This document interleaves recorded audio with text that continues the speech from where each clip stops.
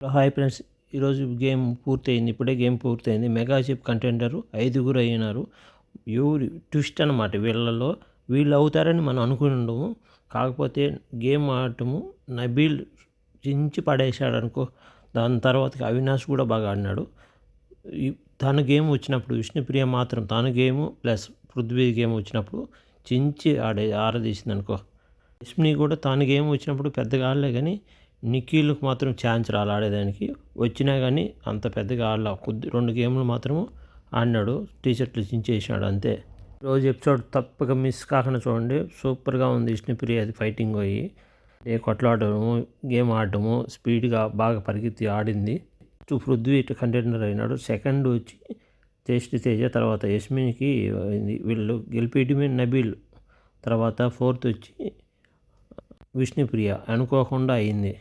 దాన్ని నీళ్ళ పడేకి T shirt చించలాక buzzer మోగేసింది. Already అయిపోయింది కంటెండర్గా. లాస్ట్లో నిఖిల్ అండ్ రోహిణి ఉంటుంది. వీళ్ళల్లో హౌస్ మేట్స్ మాత్రమే ఎంచుకోవాలా, అంటే గేమ్ ఆడేది లేదు. వీళ్ళలో ఎవరు మెగా చిప్ కంటెండర్ అవకాశం ఇస్తారో, ఎవరు వద్దనుకుంటారో చించి పడేసి ఇజ్బాల్ వేసి అదే చెత్తకుండీలు వేసి రోహిణిది బొమ్మ ఆడ తగిలియాలని చెప్తాడు. ఎవరిదైనా గెలిచిన వాళ్ళది. అంటే రోహిణి ఆల్మోస్ట్ 5 మంది వేశారు. ఈ నిఖిల్కి వచ్చి 4 వేశారు. పృథ్వీ సింపుల్, తను కాలేదు. రోహిణి ఇంతవరకు కాలేదు. చీపు 4 సార్లు నిఖిల్ అయినాడు కాబట్టి దీనికి అవకాశం లేదు అంతే. వైల్డ్ కార్డ్ అని నిఖిల్ ఎత్తింది. నిఖిల్ అన్న గౌతమ్ ఎత్తినాడు.